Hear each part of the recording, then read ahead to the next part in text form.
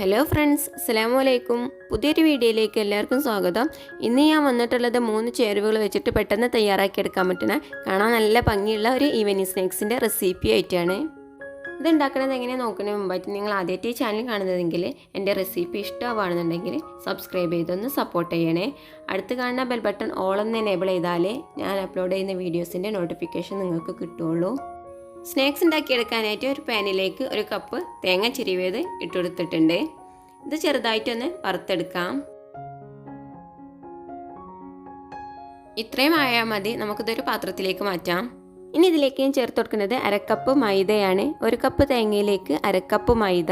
അപ്പോൾ നമ്മൾ എത്രയാണോ തേങ്ങ എടുക്കുന്നത് അതിൻ്റെ പകുതി മൈദ ചേർത്ത് കൊടുക്കാം. 1/2 കപ്പ് പൊടിച്ച പഞ്ചസാരയും കൂടെ ചേർത്ത് കൊടുത്തിട്ടുണ്ട്. പൊടിച്ച പഞ്ചസാരനെ എടുക്കാൻ ശ്രദ്ധിക്കുക, എന്നാലേ പെട്ടെന്ന് അലിഞ്ഞു കിട്ടുള്ളൂ. പഞ്ചസാര അതുപോലെ തന്നെ നമ്മൾ എത്രയാണോ തേങ്ങ എടുക്കുന്നത് അതിൻ്റെ പകുതി പഞ്ചസാര പൊടിച്ചതും കൂടെ ചേർത്ത് കൊടുക്കാം.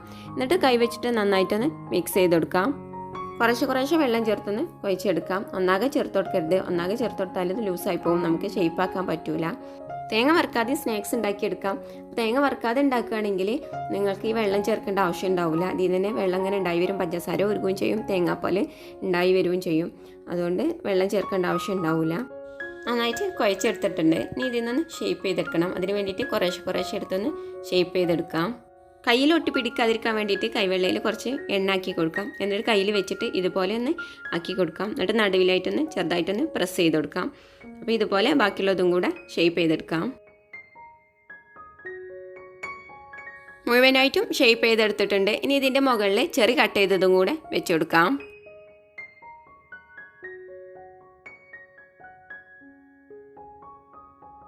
ഇനി ഇതൊന്ന് ഫ്രൈ ചെയ്തെടുക്കണം. അതിന് വേണ്ടിയിട്ട് എണ്ണ നല്ലോണം ചൂടാക്കിയിട്ടുണ്ട്. ഇത് ഓരോന്നായി ഇതിലേക്ക് ഇട്ടുകൊടുത്ത് മീഡിയം ഫ്ലെയിമിലിട്ടൊന്ന് ഫ്രൈ ചെയ്തെടുക്കാം.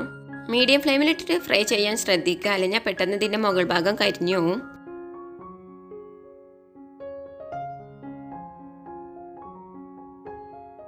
ഇനി ഇത് തിരിച്ചു മറിച്ചിട്ടിട്ട് ഗോൾഡൻ നിറമാണ് വരെ ഒന്ന് ഫ്രൈ ചെയ്തെടുക്കാം.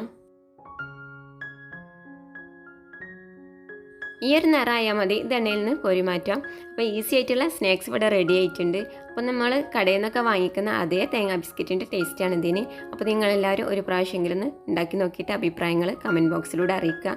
നിങ്ങൾക്ക് എൻ്റെ റെസിപ്പി ഇഷ്ടപ്പെട്ടാൽ സബ്സ്ക്രൈബ് ചെയ്യുക. നിങ്ങളെ ഫ്രണ്ട്സിനും ഫാമിലിക്കൊക്കെ ഷെയർ ചെയ്ത് കൊടുത്ത് സപ്പോർട്ട് ചെയ്യുക. അടുത്ത നല്ലൊരു വീഡിയോ ആയിട്ട് വരുന്നതുവരേക്കും ടേക്ക് കെയർ.